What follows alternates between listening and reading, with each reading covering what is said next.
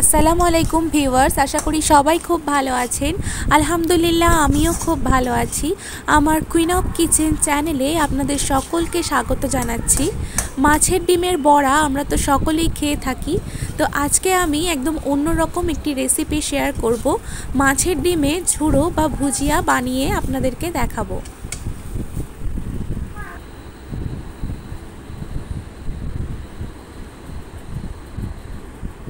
এখানে আমি নিয়েছি কাঁচা লঙ্কা কুচি, রসুন কুচি, আদা রসুন পেস্ট আর পেঁয়াজ কুচি, আর নিয়েছি মাছের ডিম। এবার আমি একটা কড়াইতে তেল দিয়ে দিলাম। আমি এখানে রিফাইন্ড তেল ব্যবহার করেছি। তেল গরম হয়ে গেলে দিয়ে দিচ্ছি রসুন কুচি, পেঁয়াজ কুচি,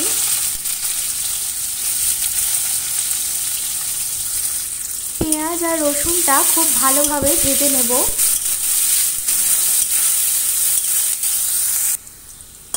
এখানে আমার পেঁয়াজটা ভাজা হয়ে গিয়েছে। এবার আমি দিয়ে দিচ্ছি কাঁচা লঙ্কা কুচি, আবার একটু নাড়াচাড়া করে নিলাম। এবার আমি দিয়ে দিচ্ছি সামান্য একটু পানি, দিয়ে দিচ্ছি আদা রসুন পেস্ট, আবার একটু নাড়াচাড়া করে নিচ্ছি।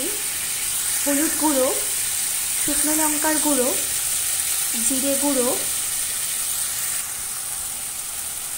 আর ধনের গুঁড়ো দিয়ে খুব ভালোভাবে কষিয়ে নেব।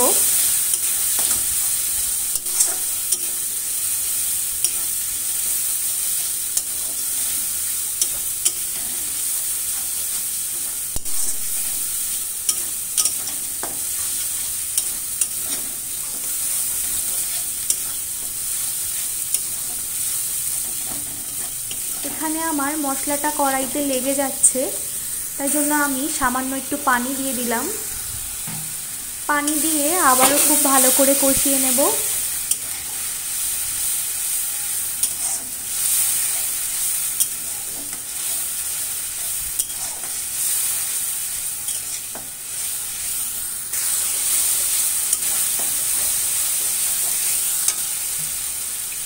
মশলাটা খুব ভালোভাবে কষানো হয়ে গেছে, আবারও সামান্য একটু পানি দিয়ে দিয়েছি। এবার আমি মাছের ডিমগুলোকে দিয়ে দিলাম, স্বাদ অনুযায়ী নুন দিলাম। এইভাবে খুন্তির সাহায্যে খুব ভালো করে মাছের ডিমটাকে নাড়াচাড়া করে নিতে হবে।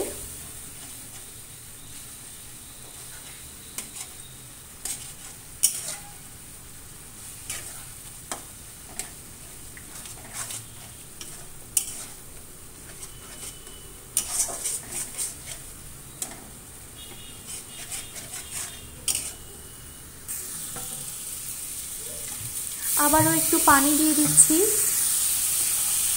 পানি দিয়ে খুব ভালো করে আবারও কষিয়ে নিচ্ছি।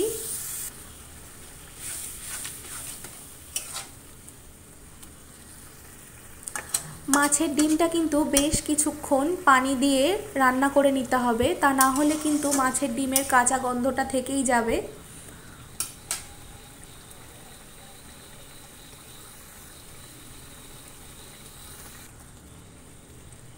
এবার আমি একটা এলাচ থেতো করে এতে দিয়ে দিলাম। ঢাকনা চাপা দিয়ে আরও 5 মিনিট রান্না করে নেব।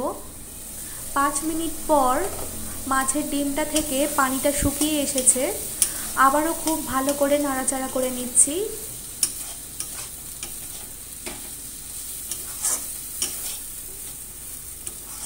যতক্ষণ না পর্যন্ত মাছের ডিম থেকে পুরোপুরি পানি শুকিয়ে যাচ্ছে ততক্ষণ কিন্তু এভাবেই রান্না করে নিতে হবে।